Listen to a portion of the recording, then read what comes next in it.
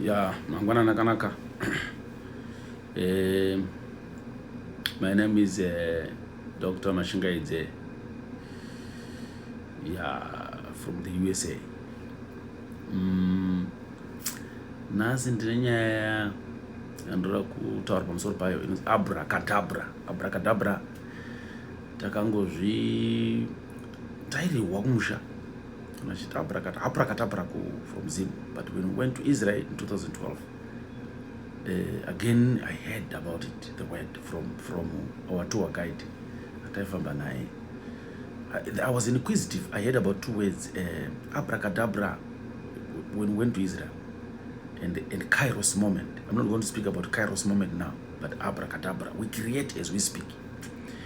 And all along at home from Zim, when I heard this word, I thought it was magical from magicians. It was evil. We didn't know. But Israel, it was not like that. The tour guide taught us that abracadabra is never close to magicians, or is never close to being evil. When she explained it, she said abracadabra in Hebrew means Abracadabra, meaning we create as we speak. We create our worlds. We create our wealth. We create who we are, who we want to be in the future by what we speak to ourselves now. So when you speak negative about your life and your family, about your kids, about your work, there's nothing. You're not doing anything. You're killing yourself, because we create as we speak. Remember, the subconscious mind is within us. The subconscious mind is not logical. What you feed it with is what you'll get. The subconscious mind is like soil, good soil, whatever soil it is. If you put a seed in the soil, truly speaking, that seed will germinate, because it is what you have put into that soil. So when I was reading through my notes, I said, let me share this small video about abracadabra. We create as we speak. So the Chazal are Hebrew sages. They once said, if you write a book, you will be a fool for 5 minutes. But if you don't write a book, you remain a fool forever. So you need to contribute something to the world. It can change someone somewhere. A story again is told about a man who was at the ocean, the ocean, at the shore of the ocean. So the waves were throwing out fish from the ocean to the shore. So this guy was picking each fish, dropping it back into the ocean. One fish, throwing it back into the ocean. And another man came and said to him, young man, you've been doing this for the whole day now. What do you think you are doing? Because these fish are as many as they are leaves. You cannot finish throwing them back into the ocean. Then the young man said, no. If I change one fish, if I change the life of one fish, I would have done wonderful things to God. Just one fish. I need to change one fish. I cannot change the world, but one fish, I can do that. So, okay, anyway, that's the great abracadabra. So even us in churches, there's a song that I think all churches around the globe, indoshongana seiko na Jesu tichana mubigirei shejiso. How am I going to meet Jesus? What am I going to give him on the day of judgment? Jandisina umwehoga kunaisa kunashi, just one person. So I'm not preaching, I'm just uploading this video. It's something that I was reading, and my heart was touched. It's happening. It's happening in this world today. In this issue of abracadabra, we create as we speak. God created the world with 10 utterances. When God said, let there be light, there was light. So he created as he spoke. We were created in God's divine image. Adam Harishoni, or Adam Kadmon, as we know him. Adam in Hebrew is Adam Harishoni, or Adam Kadmon. was created in the image of God.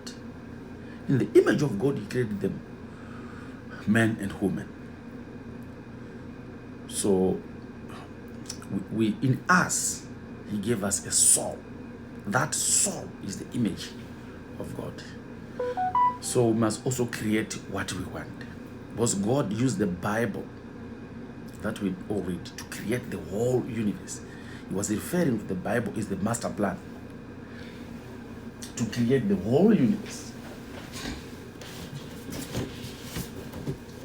So whatever he was doing, he created the Bible, the Torah, to create the universe. He referred to it. Everything he did, he referred to the Bible. Everything he did, he said, first day, what did I say? Let there be light. And he went to the Bible and said, let there be light, and light was there. So it was what he spoke that created this universe. So that's my topic today, Abracadabra, we create as we speak.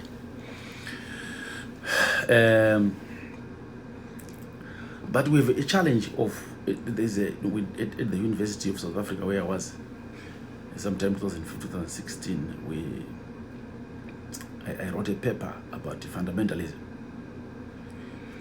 where I was saying fundamentalism is very dangerous in this world. Where is it? Where some people, how can I say?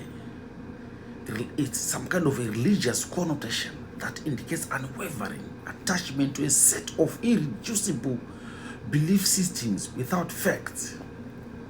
Now when facts are given, fundamentalists argue directionlessly.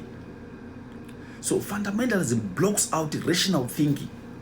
They can argue. So that's the danger of fundamentalism. So fundamentalists are not open to new knowledge. Can I say it's not geographic knowledge? It's transcendental knowledge. This knowledge has been there. It's not my knowledge. It's from these books. It's not anyone's knowledge. And it's there on the internet. It's there in so many books. But if you don't read, you will not see. You don't see the knowledge. So that's it about. I need to address it first, because when people see this video, people. So I'm going to touch on some few examples that I'll give. Then I'll say adios to it.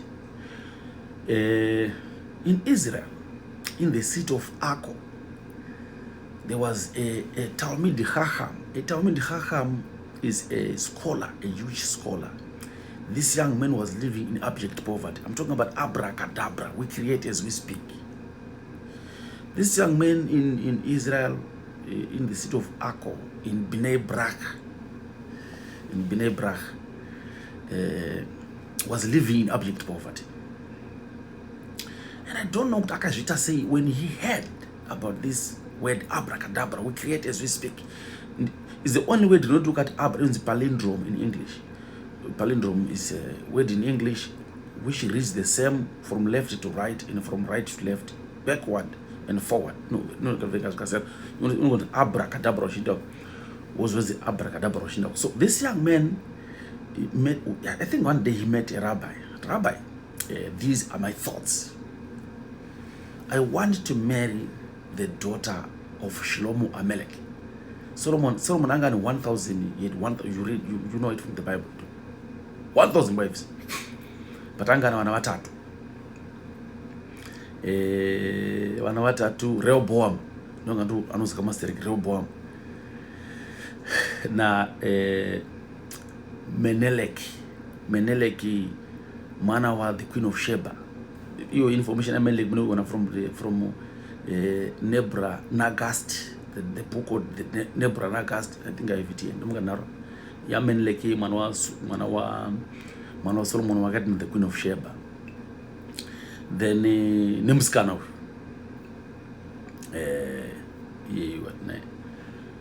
Some Midrashi from some book called Midrashi. They want to think that Solomon fut akata mana nema mukadzi vakazvara Nebuchadnezzar. Where I'm not saying Nebuchadnezzar where. There's some midrash that talks about that. There are so many books. It's really more book. kuitira kuti pakaita nharo nechi, it's not my knowledge. Ndongo hazvinei ndoda kutaura kumusoro abracadabra sana kuti ndingozvisai papa. All right.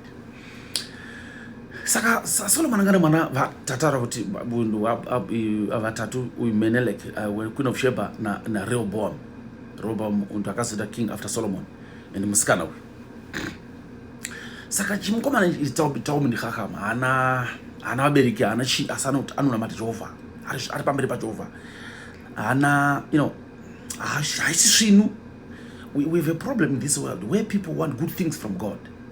And zvinhu zvakanaka straight kubva kuna Mwari iwo. And yet God, ndinoona so na Vashe, my mentor, Bishop Mtendi. Akura neni munhu yakandi Vashe wakandi I cannot ndikandikona kuzvitaura zvakandakaita kuna Vashe munhu wedenga mwanakomana waSamueri. Ndini uyu ndiri kuzvitaura. Saka munhu ane zvake anongozvitaura, ndiri kutaura izvo zvavo zvakaita zvisingabviri kuzvitaura panapa. Is my father. Munhu uyo. Saka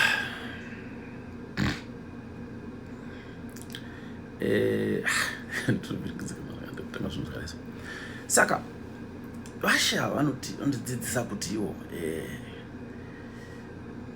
vhesi yavo so maonera ndinovaita inini ndinovalinga na Leviticus 20 verse 11 nati ndakavapa mitemo yangu, I gave them my statutes. Zvinoti izvo ndivasha vamanje munhu wodenga, zvinoti izvo vakazviita vararame nazvo. This is God telling us ndakavapa mitemo yangu inoti iyo vakaita vanorarama nayo. This is God telling us. So his commandments are his enablements. This is Bishop Mtendi. This is one. So many people, including me, we want favor from God, but we don't live by the standards of his statutes. We don't live, because let me say, when the Bible says don't commit adultery, God is not joking. God is Ashgafa. God's governance, corporate governance, is different from our local governance that we have in this world, in the mortal world. Achinji mari mutemo wake akati kuna all those laws, laws of nature, physics na shamara na mlispo Edman ngati shamara ngipa Mtendi pa ndo wanima terms of physics kuti the laws of physics, the laws of nature. A law of nature, the law of nature. Nature in Hebrew is called Tiva, T-E-V-A, Tiva. And Tiva is another name for God. So when people say the laws of nature, they're just saying laws of God. No, when you cannot change the laws of God, the law of gravity. Whether no profita, whether wanapata sereki, whether wakazira, because that law says ukakura mtu unogodona chete. That's the law of God. Azichinjiwe no munhu anofika trouser na panyika. Kuti ndochinja ini nekuti ndaka, you cannot do that. That's what we are taught. So this way kuti chekete mari yaJehovah. Kana uchichengeta izvozvo, unopafadzo idzi chakuteverera because unochengeta izvozvo. Saka zvinokuteverera. You see effort. Otherwise in Hebrew they call it Hashgasha practice. God's divine providence. When you follow his laws. So we have a world where people think they can philosophize, they can do this, and people went to the extent of creating their own gods. Who is your own God? But when someone is committing adultery, what is that? I don't know.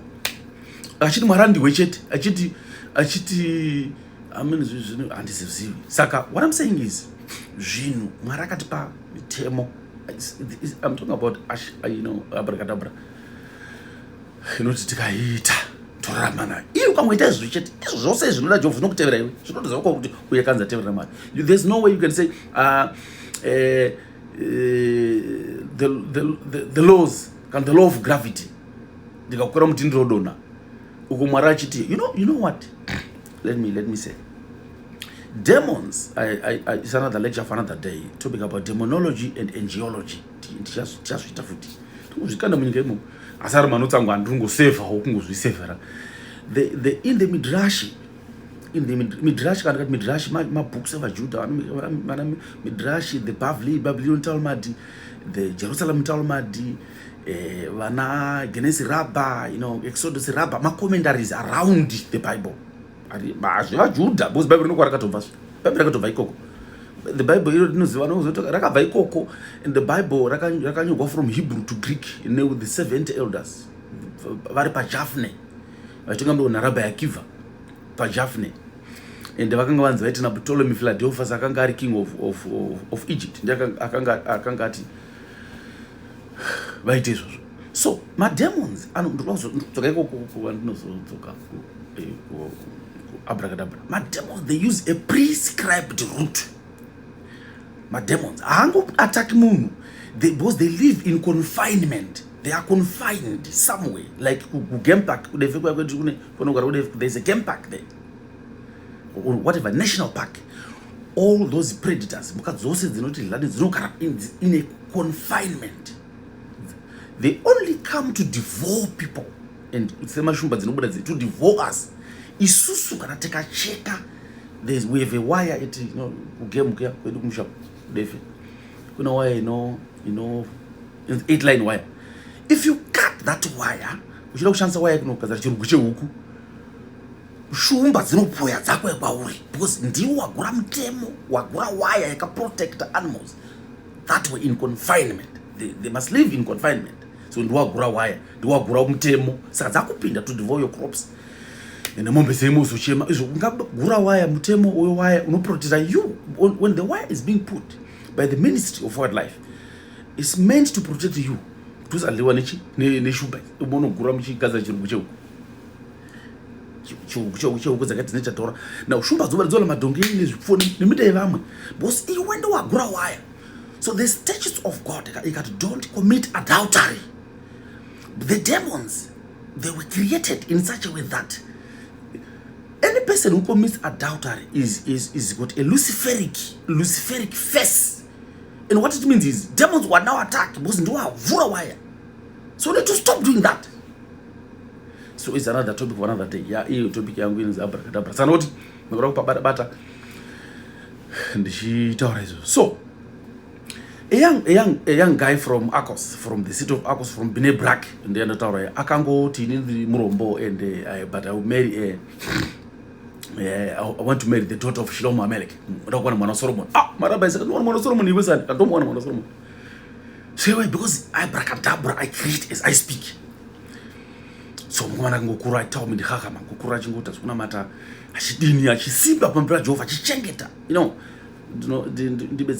In the book of Tobit, Tobit ndi baba Tobias.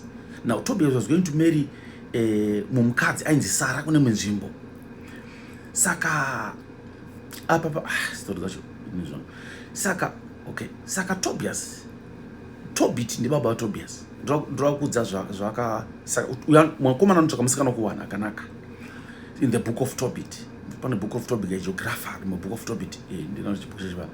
Saka baba vantu mwana wangu unoza chinonzi Jehovha here akati handisi anodza mwana wake zvindaka kuita ini ndishudza asi vave kana kuti nyasha kana kuti Levi vangu ini vandakazvara. Mwana Mwari uyu anokuchengetewa kana uchida chinhu chakanaka una Jehovha, uchida chinhu chakanaka una Jehovha, chengeta murayiro wake, chengeta murayiro wake. Don't be philosophized by the world. Don't be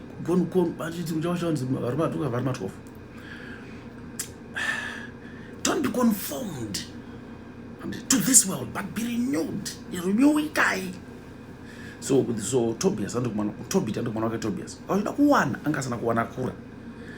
Make sure that do a stock take, do some audit.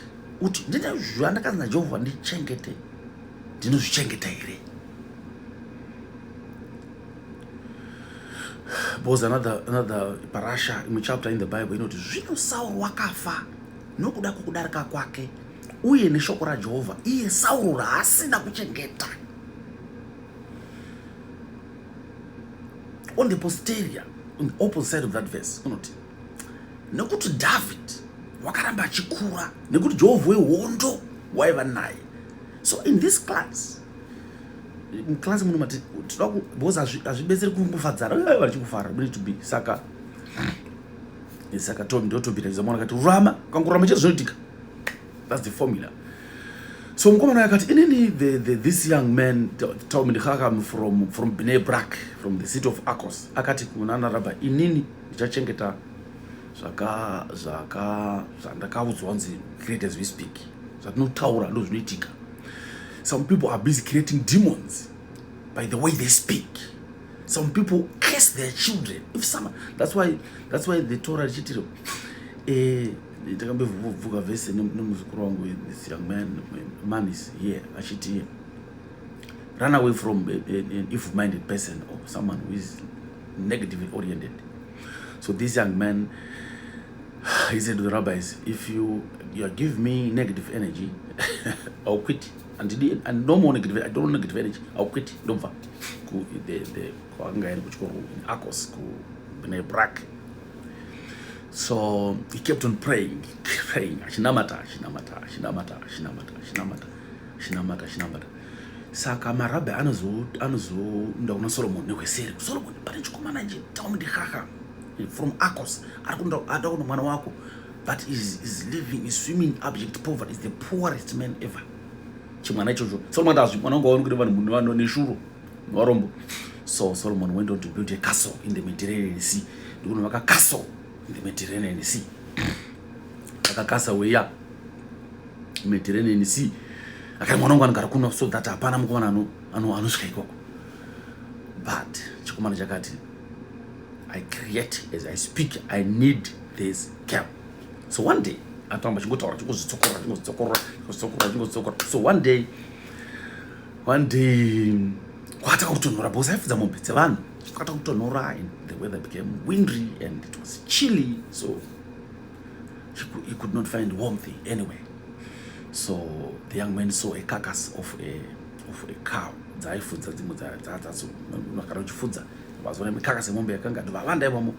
find warmth. What I'm saying is, what we say is what will happen to us. The subconscious mind is not logical. Whatever you are telling your children, wakavakesa vose vari 7 aona kumba wablessa kana chono 1 wakura manje wakuma 80 vose vakakesewa, you get nothing.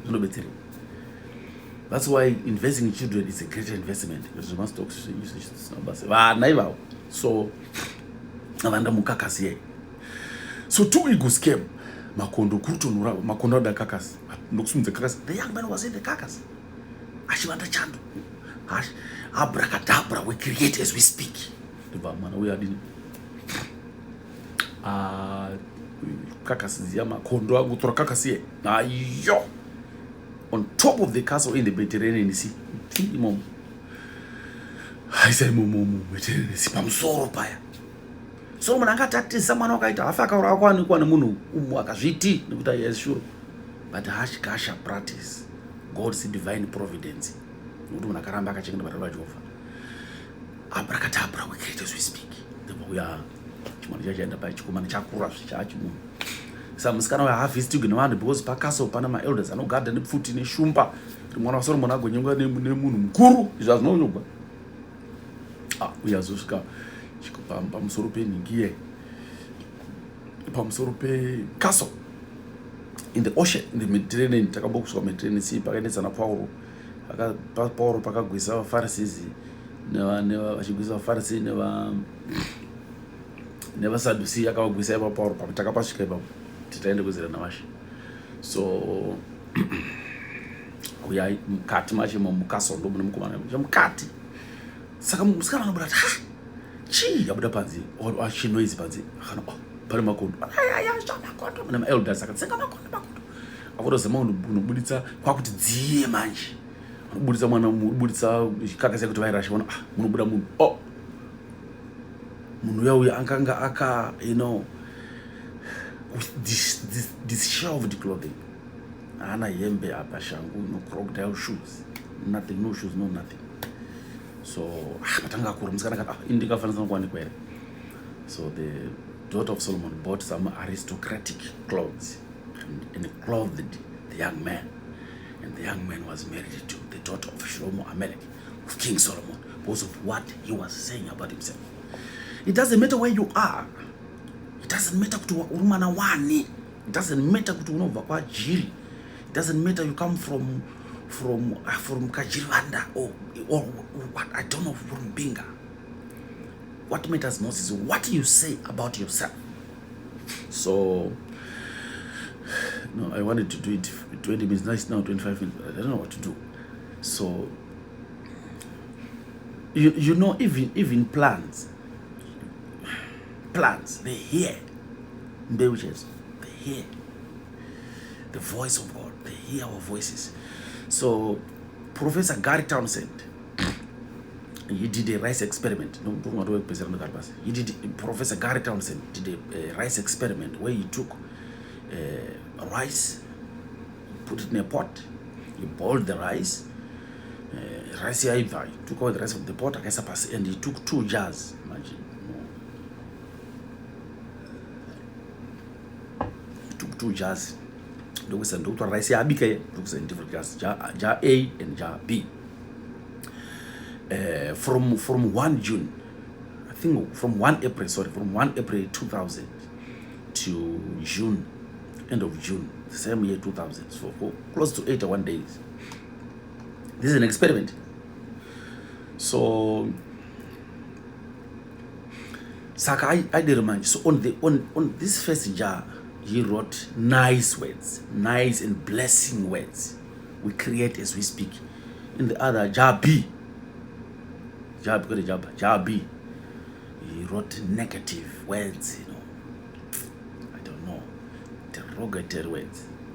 So jar A, I love you, jar. You are good. You are an angel. I love you. That's jar A. On jar B, the Satan. Who is the Satan? You are ugly. I hate you. I don't like you. Guys, good words, jar A. Bad words, jar B. For 81 days, jar A in my good words, rice in a quarter. When I'm saying Professor Gary Townsend, go and research rice in a quarter.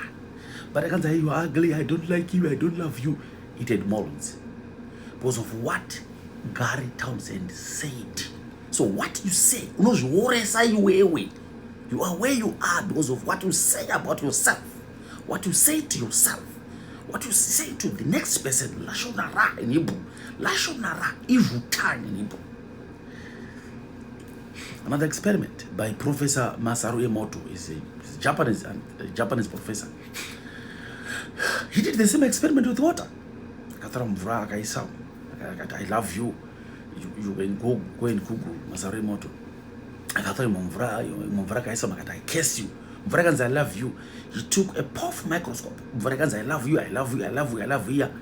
After some time, when he took a microscope, I got angelic features inside.